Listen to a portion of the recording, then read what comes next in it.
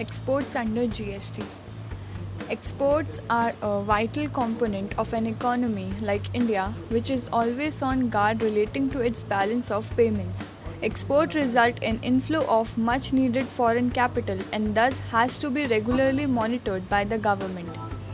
What will be the effect of GST on exports in India? Let's find out. A concept of zero rated supply has been introduced under GST for exports. This means exports will be subjected to zero rate. Or we can also say exporting from India will be tax free in India under the GST regime. This is done to encourage exports. When more and more people will start exporting, it will result in inflow of greater amount of foreign capital. This is good news since export is beneficial for economic health of any country. But since export will not attract any tax, how will the exporter utilize his input tax credit? The government has plans for that too. To take the benefit of input tax credit, there are two options available to the exporter.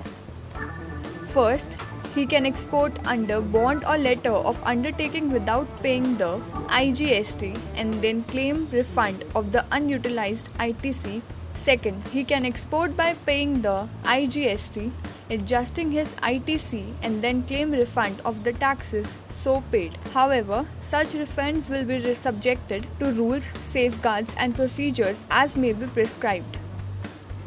Thus, GST will simply export to a large extent with the purpose of encouraging them. It is expected to improve the balance of payment situation in India.